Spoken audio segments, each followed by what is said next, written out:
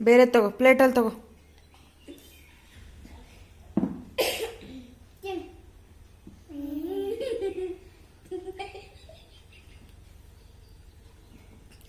ಭಾಳ ಒಳ್ಳೆ ಕೆಲಸ ಅಪ್ಪ. ತಗೊಳ್ಳು, ಇನ್ನೊಂದು ತಗೋ.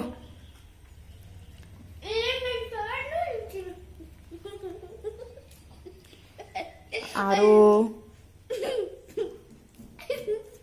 ತಗೋ, ಪ್ಲೇಟಲ್ಲಿ ಇನ್ನೊಂದು ತಗೋ. ಹತ್ರ ಇಡು ಪ್ಲೇಟು.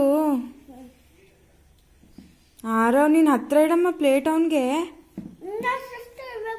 ಹಾಂ ಹಂಗೆ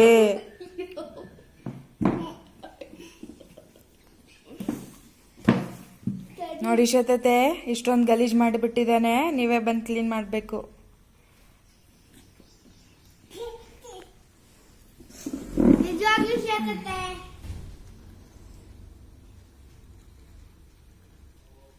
ನಮ್ಮ ದೊಡ್ಡ ಮನುಷ್ಯರು ಸ್ಪೂನಿಂದ ಹೆಂಗೆ ತಿಂತಿದ್ದಾರೆ, ಅದಕ್ಕೆ ವಿಡಿಯೋ ಮಾಡಿರೋದು.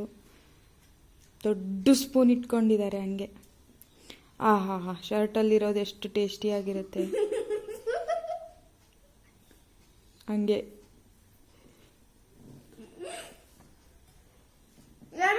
ಸ್ಪೂನ್ ಯಾವಾಗಲೂ ಕ್ಲೀನ್ ಆಗಿರಬೇಕು.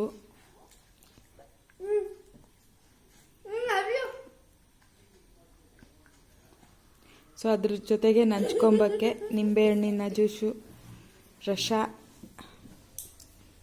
ಹಂಗೆ ಸ್ವಲ್ಪ ಆಸನಗಳನ್ನೆಲ್ಲ ಮಾಡ್ತಾ ತಿಂದರೆ ಈಸಿಯಾಗಿ ಡೈಜೆಸ್ಟ್ ಆಗುತ್ತೆ.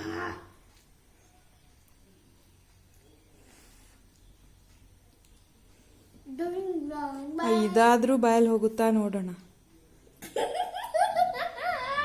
ಹೋಯ್ತು ಒಂಚೂರಾದರೂ ಹೋಯ್ತು. ಅಮ್ಮ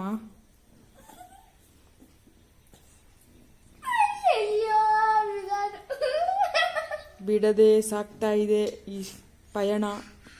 ಖಾರ ಆಯಿತು ಸ್ವಲ್ಪ, ಅದಕ್ಕೆ ನಿಂಬೆಹಣ್ಣು ತಿನ್ನಿಸಿ ಅಂತ ಕೇಳ್ತಾ ಇದ್ದಾನೆ.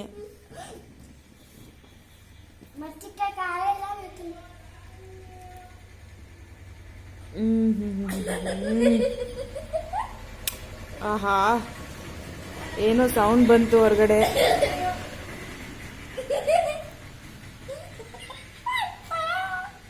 ದೊಡ್ಡ ತುತ್ತು ಹೆಂಗೆ ತಗೊಳುತ್ತಾ. ಬಿತ್ತು ಅಲ್ಲೇ ಹಾಕ್ಬಿಟ್ಟ. ಕೆಳಗೆ ಬೀಳುತ್ತೆ ಅಂತ ಗೊತ್ತಿತ್ತೇನೋ, ಅಲ್ಲೇ ಹಾಕ್ಬಿಟ್ಟ.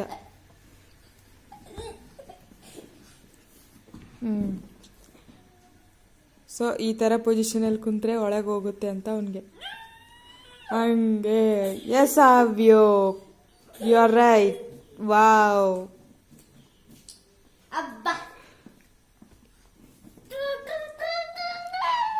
ಮುದ್ದು ಬಂದ್ಬಿಡ್ತು ಅವನಿಗೆ.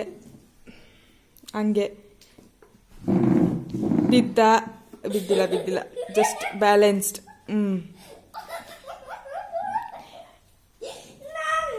ಪಾಪ ಅವನಿಗೆ ಪ್ಲೇಟ್ ಸಿಗ್ತಾ ಇಲ್ಲ. ಸೊ ಆ ಕಡೆಯಿಂದ ಬಂದು ತಗೊಂತಾ ಇರೋದು.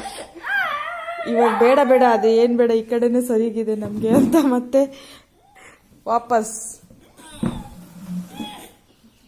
ಏಯ್, ಇದು ಮಾಡೋದು ನಿನ್ನ ಕೆಲಸ.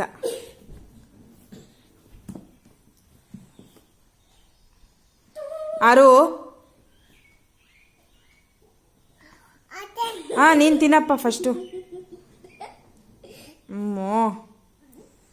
ಪಾಪ ಅತ್ತೆ ಅವಾಗಿಂದ ನಿಂತ್ಕೊಂಡಿದ್ರು ಅಂತ ಕೇಳ್ದ ಅನ್ಸುತ್ತೆ. ಹೆಂಗಿದೆ ಅವ್ಯೋ? ಈ ಕಡೆ ನೋಡು, ಹೆಂಗಿದೆ ಅದು? ಹೌದಾ? ಹಂಗೆ ಆಸನಗಳನ್ನು ಮಾಡ್ತಾ ಮತ್ತೆ ಪೊಸಿಷನ್ ಏನೋ ಸ್ವಲ್ಪ ಓಕೆ ಅನ್ನಿಸ್ತು. ಅಯ್ಯಯ್ಯೋ, ಸ್ಪೂನ್ ಪೊಸಿಷನ್ ಸರಿಗಿಲ್ಲ. ಏಯ್ ಸುಮ್ಮನೆ ಇರೋ ಅಮ್ಮ. Okay bye. 5 ಮಿನಿಟ್ಸ್ ಆಗೋಯ್ತು ಇಲ್ಲೇ. ಬಾಯ್ ಹೇಳು ಅರೋ. ಅವಕ್ಕೆ ನೀನು ಹೇಳು ಬಾಯ್ ಅಂತ.